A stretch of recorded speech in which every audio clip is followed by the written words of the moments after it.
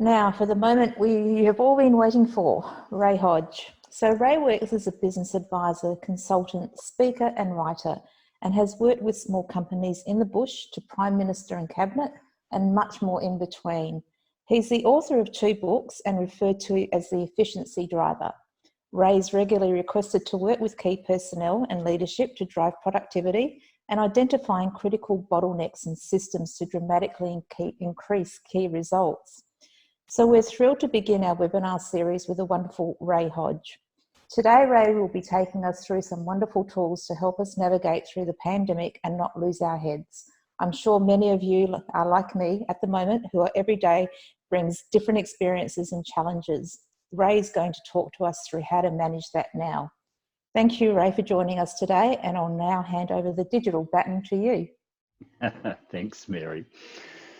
Well, welcome everybody. This is a first for me. The current situation has necessitated for many of us to do things differently, to step up, to say yes, and to perhaps try things that we've never done before. And I, at the start of this crisis, had numerous workshops booked and public speaking events, and obviously they all got binned. And up until this point, I had resisted doing webinars. I'd only ever seen one that was boring as anything and went for an hour. It was all slides, no face, and just talking. And so I'd always resisted it. And then Propel came along and said, we want you to do something. So I just said yes. So this is my first ever webinar. So if you were thinking of doing a webinar in your business and connecting with people, this is a great opportunity to learn all the things that you won't want to do in your webinar. I'm actually going to do my best to get it technically correct, but I can't quite guarantee it. So today I'm going to be talking in two parts. The first is how to keep our head in uncertain times, and the second is driving our business forward.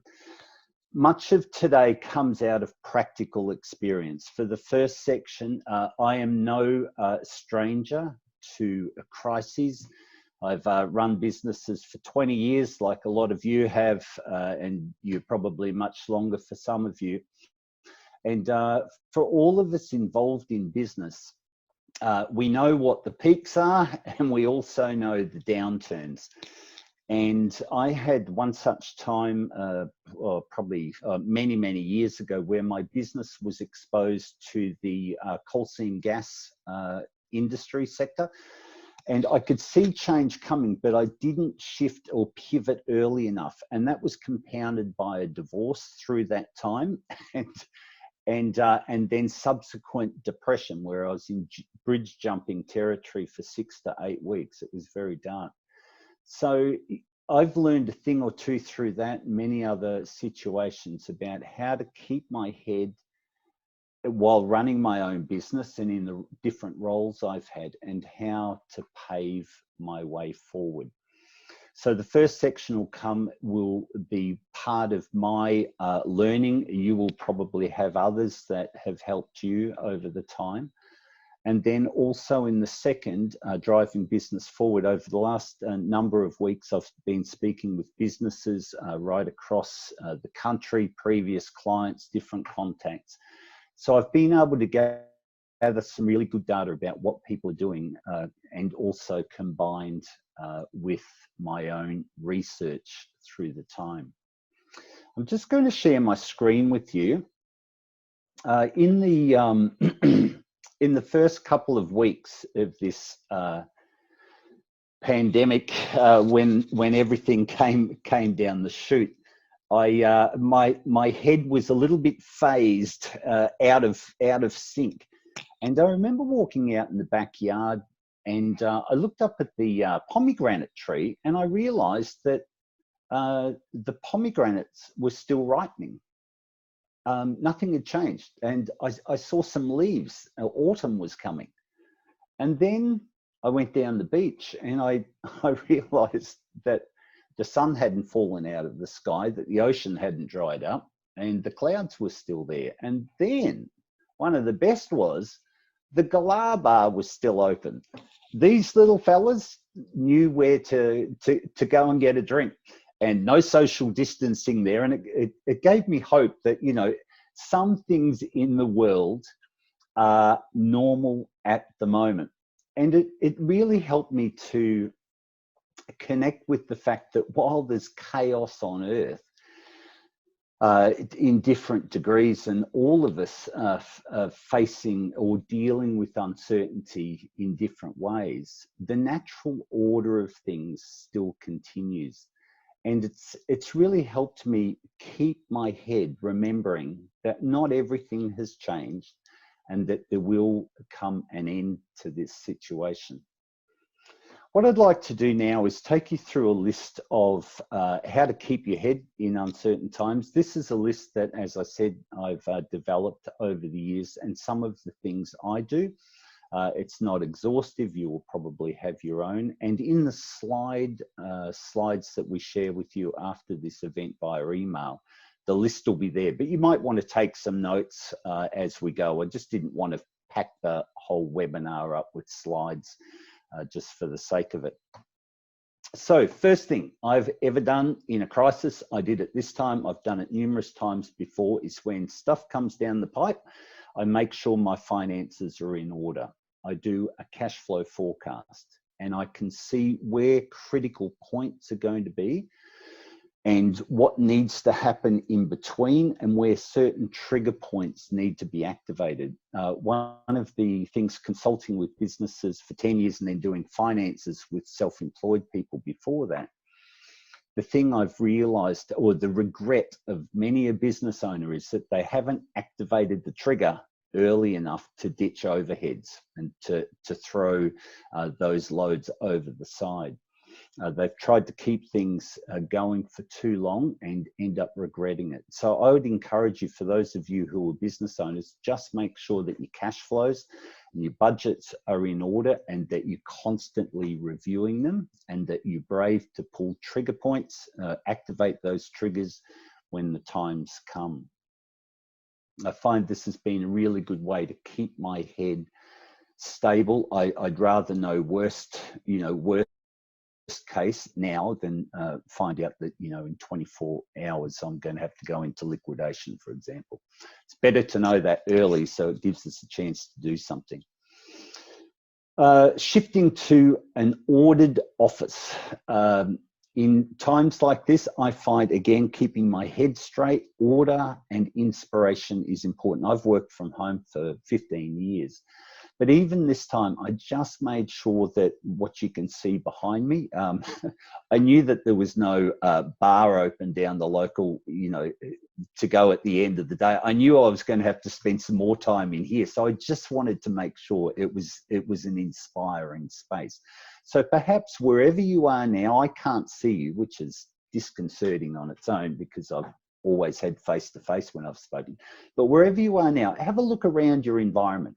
I know some people here are in a boardroom, others will be in your office, some might be at the kitchen sink washing their dishes, I don't know. But have a look around, just think, is this conducive to productivity? Does this inspire me to keep my head in a good place?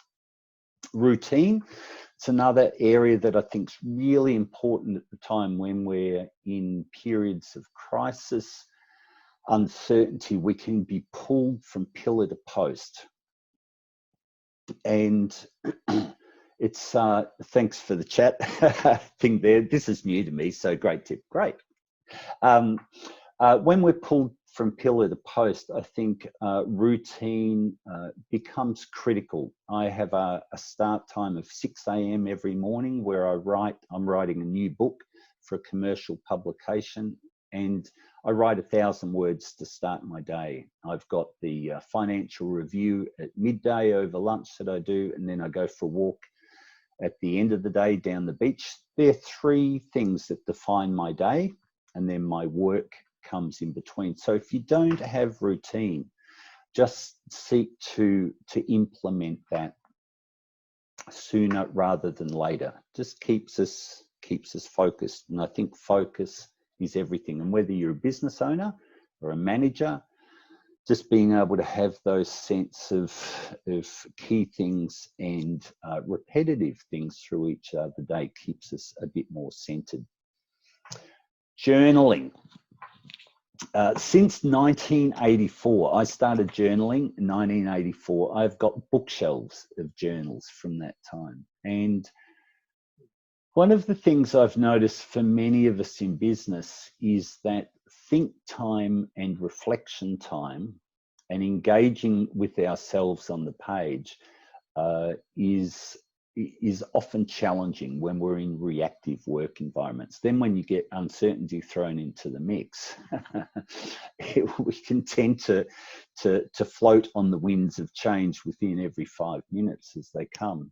And one of the things I do most days is I engage pen to paper in a journal. I write down what happened yesterday, how I'm feeling about today, any fears, any insecurities. I use it for a time of planning. Sometimes I'll sketch some business ideas or thoughts I have. But I find it's just that art of reflection is essential going on. I remember reading about a musician who for 25 years, at the end of every performance, wrote down in his journal what he did well and where his fail points were, what he could have done better. And he said, over 25 years, I learned that I play better when I'm hungry. Now, he wouldn't have got that had he not reflected on his performances. And so I seek to reflect on my performance on a daily basis in order to improve and to remain focused and centered. Margaret Wheatley said, without reflection, we go blindly on our way, creating more unintended consequences and failing to achieve anything useful. Another thing I do to keep my head is limit news intake. I think that's really important at the moment. Everything's the virus and it can swamp us. I take a little bit in the morning, I read the AFR Financial Review at lunchtime, get the data, statistics at night, and I try to keep it at a minimum. The what I did well today list. This is something I've done for a long time, and it provides an internal feedback loop to see that we are actually achieving something. So in times of uncertainty, when we're blown with the winds of change, sometimes we can feel like we're doing nothing important, we're not being productive, and we're not getting anywhere really at all. So on my desk, I'll often keep a list, or I'll do it in my journal at the end of the day, what I did well today. So it might be I called 3 clients, I checked in with my managers, I did that quote that was really difficult, etc. And it just helps us get an understanding of that we are actually moving forward. When I went through those 6 to 8 weeks of depression, that list was a savior. You know, my major goals in depression were to make sure I got out of bed, made my bed, kept the dishes clean, ate lunch, and so forth. And so if I could actually see those on my list and I didn't spend all day on the couch in a dark room, I knew I was actually doing pretty well. And it was that list that actually helped me lead and keep my head about me through that dark time of uncertainty. And again, many of us are experiencing different things in different ways at the moment. So that might be a helpful tool. Have hobbies and interests. This is a real time where we can be, again, our heads can be swamped with everything that we do. My fiance, Michelle, and I generally on a Friday or Saturday night, or both nights, we'll go and find a crowded dance floor where we can play up for a few hours. And we have a great time. But obviously, that all closed down 5 weeks ago. And so we've created our own driveway dance parties. So every week we get out, and sometimes it's most nights we'll take our music out, We'll take a bottle of wine out, and then we just play up in the driveway and have fun. We haven't been accosted by the police yet or neighbours, so, you know, we must be behaving ourselves somewhat. And then Michelle's also teaching me tango, which is mostly fun, mostly. And but it's great, and it's just that art of play. I just think it's really important at the moment not to get swamped in seriousness, but again, just to keep our head above. Have inspiring people that you can call and use as a sounding board. Make sure you're focusing on outputs, not just time. And I think this is critical for business owners at the moment to release their people, especially those who are doing rotational shifts with people at home, in the office. It's a whole time of just upheaval for some people. Taking the time expectation out of people's work and ensuring that it's output driven. I've always been a believer in this anyway, that people should be performance driven, and it's around metrics, but particularly at this time, I think it's really important so that you're working with people on what they produce, not the time that they put in. And just make sure you get fresh input, whether it's webinars like this, podcasts, books, inspiring people. The word inspire means to breathe into. And some of these things, for me, at least in my world, even dancing down the driveway, they're inspiring. They just breathe new life into us, in our heads focused. I've just had an internet connection is unstable. It's all good. Great. Okay. I'm going to have a sip of water. Cheers. It's not wine.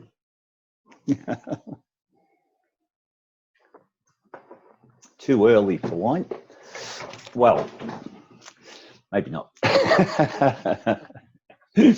All right. I'm going to, there's no questions there. I don't know if there's anything that's come through on the chat. So I'm going to keep moving through to leading you people, driving business forward. So if you've got any questions that arise in the next 10 minutes, please let me know and I'll seek to address them at the time. So this is on driving your business forward. At the foundation of in uncertain times, any time really, but particularly these times, and this is a word to business owners and managers, it's really critical to know where your people are at, to feel the pulse. So a lot of the business owners and managers I'm working with, I'm encouraging them to check in on their people more, just to feel the pulse of things. One manager I'm coaching at the moment, I'm having him do "and by the way." So at the end of a work conversation, might be about a job, he might say, "And by the way, how's it going working from home more? By the way, how's Sarah going with, you know, her job loss?" It's being able to just tune into situations, because some people, like one guy I'm coaching at the moment, you know, he said to me, he said, "I love self-isolation." He said, "I loved it before it became fashionable." Whereas others, like for me, it was like, oh my God, I'm going to have 3 months without, you know, going out to connect with people. And even here, I can't see everybody. So it's learning to do the best with what we've got. But I think when you're managing people, just make sure that you're connected with them. The other thing here at the moment is fast decision making. And what I'd like to do is share my screen with you again.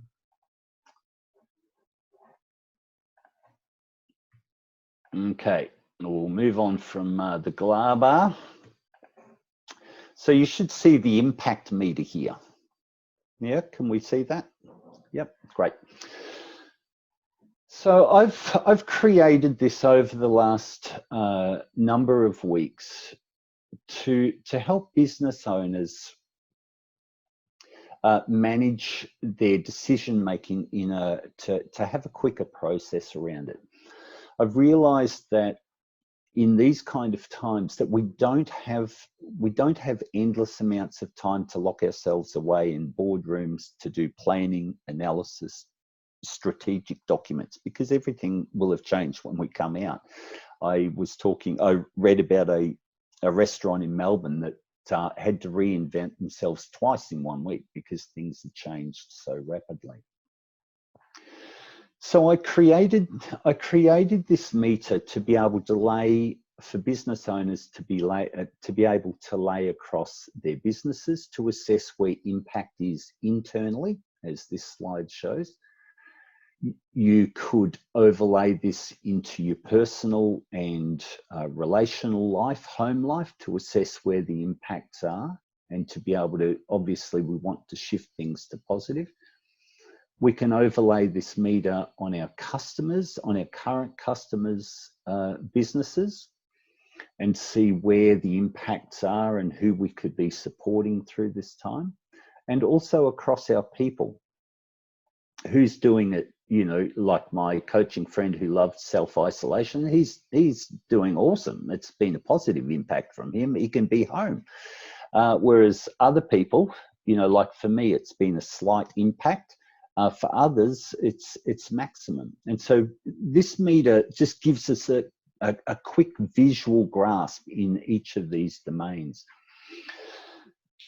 And this is an example of a business I was talking to in the last couple of weeks, laying it across their business. So within about 20 minutes, we're able to actually assess in which area and what level of impact was there. So you'll see people, financial and sales, I've highlighted in red. So people and financial was a slight impact. Financial workflow was fantastic right at that point, jobs in the pipeline. However, those three have the propensity to go south, down into negative territory. So I've highlighted those in red, and we've defined key actions around those with prioritization. Management team, it was a medium impact. There was a bit of shit in the space when I was talking to, and it was really a case that the business owner had overridden the authority lines, and communication had broke down. But I put that in green because he knows, and I know the guys as well, they're good guys. They just need one meeting, clear the air, redefine those levels of communication, and they'll be back up into neutral and positive. They're doing really well. So within 20 minutes, we're able to assess where the business was at, and where the key, what the key things were for them moving forward. When it comes to assessing impact across the board from our marketing and sales perspective,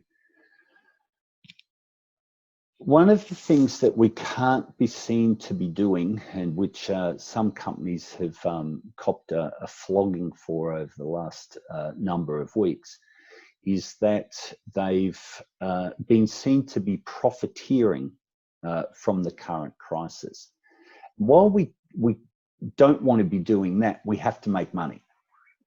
We've got to be able to survive and come out at least where we were, and in reasonable shape. So one of the things I've been doing with this in my own business is having a look at what industries or what potential buyers have had a positive or neutral impact, because financially they're going to be in a much better place to part with their money for my services or products, as opposed to those who have been negatively impacted. A guy I spoke to connected with healthcare, he said business has never been better. He said it's just amazing. Another guy I spoke to that same week had just lost $250,000 in orders. He was directly connected to hospitality and event management. And once that lockdown happened, he was $250,000 down in 1 week, and he expected it to continue. So I'm using this to know where I should be actually gearing my marketing focus, my quotes, my tender research, looking at those different industries and different buyers, and who I should be supporting. And maybe that's through complementary services or just support of those who have been negatively impacted. I think it's a great time for those who have been significantly impacted to be able to offer some kind of support for free, complimentary, because when things turn, you'll be the first one in view because you supported them through the time. But again, we can't obviously give everything away for free because we need to make money. So I've just listed, and these are available on my website, rayhodge.com.au, in the templates and tools section. I'd encourage you to lay this across your current customers and also across where different markets are that you could actually pivot in toward over the next coming weeks. And just have a look, and then start to define things a little bit more. So in my next slide, I've just used this as an example. And I was going to say here that if you think this is helpful, this section as far as being able to put some bones around it, I'm happy to do another meeting down the track, maybe in a week's time, where we actually, it's a collaborative platform, maybe on Zoom as a meeting as opposed to a webinar. And we could actually work through this together as in a workshop for your business.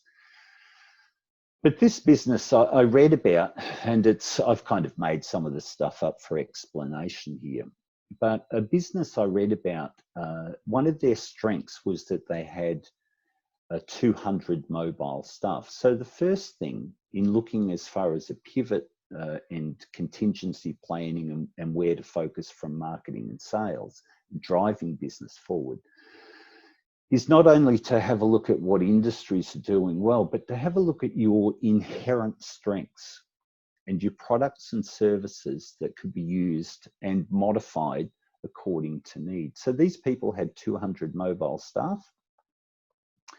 Their buyers could be professionals and executives. Their impact has been largely neutral. Some have had pay cuts, but a lot of them are working extra hours to keep the wheels on their organizations. So potentially they might need personal concierge, someone to pick up dry cleaning, pick up food, take their kids to school, whatever. This company had 200 mobile staff, and they were in the event hospitality. Obviously that dried up. So they could actually pivot through this process into being a personal concierge process. How do we reach these people? I've listed social media, newspaper, connecting with florists, for example, as promoting their services. This is just a tangible way of working it out in order to drive our business forward. So again, if you'd like to have a little bit of a look further at that over the coming weeks or this next week, let me know either on the chat here or after. You can email me, ray@rayhodge.com.au, and more than happy to do that. I'm also available if you want to talk or email further through any of this at a complimentary level. More than happy to do that. I'm going to just stop sharing my screen for a moment. There's no questions that have come through. So thank you very much. I'm going to hand back to somebody now. But it's been great being here, even though I can't see everybody here and I haven't been able to get that vibe. I've had fun. So thank you, and look forward to seeing you at a Glar bar sometime when they all reopen. Thanks.